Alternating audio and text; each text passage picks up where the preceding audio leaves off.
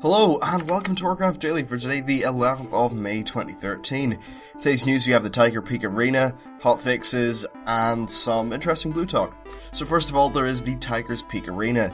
This is an arena that is new for PvP players. It looks pretty cool. It's kind of Shadowpan Monastery themed. I'll have a video of it in the background. MMO Champion can get in, and they have a very good preview. Unfortunately, I can't get into the PTR still. Thanks, Blizzard. I get a website error when I try. So yes, very interesting. New arena, that's always good. So, indeed.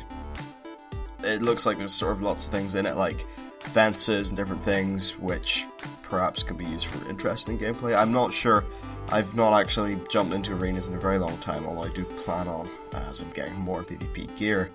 Now for patch 5.2 hotfixes, these are for May the 10th, and they're sort of interesting. It's the usual spiel. So they fixed an issue where healing reduction effects from mortal wounds, wound poison, and widow venom were stacking. If they were stacking, I think that would be pretty darn painful. Now for druids, this is when they're in bear form. Growl will now properly transfer vengeance to the druid when they taunt off another character. If it didn't, it's quite surprising actually. As vengeance is a key mechanic to tanking. Now next we have warlocks for their 4-piece tier 15 4-piece set. It now properly increases the damage of Malefic Grasp and the bonus periodic damage to Drained Soul. So yeah, happy warlocks, that might squeeze out some more DPS. Next of all, we have some updates for raids. Just a quick one to Primordius and the Twin Consorts. For Primordius, the Vicious Horrors can now be seen from further away, and for Twin Consorts, tanks can now... Okay, I'll try that again.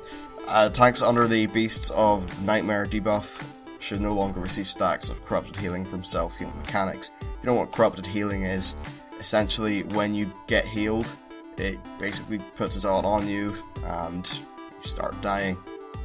So I'm going to assume that if you're like a warrior and you had second wind, then you'd make your corrupt healing stacks go way up or something like that.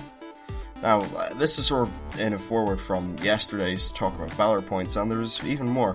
So people are basically, saying, other than getting VP, which if you have a lot of ults and you start stacking up that, buff, then people are saying there's just no really ways to spend it because of rep. And then you have to do the rep, and that's horrifically boring. They've said that some stuff like Shadowpan Assault is for killing bosses, not doing dailies, but because item upgrades are coming back, it'll be a nice way to dump VP, and I think that's pretty fantastic. I'm really looking forward to being able to upgrade items. I think that would be very nice. Now, the thing I've really taken away from this is that they don't like the way Blizzard understand now that gating Valor gear by rep is not a good idea, because Valor gear is meant to fill in the gaps between like your rep gear and your boss gear and stuff like that, so it shouldn't really be the only thing you're worrying about. But the way it is now, it's all about getting your reputation at the start if you want to quickly Valor up.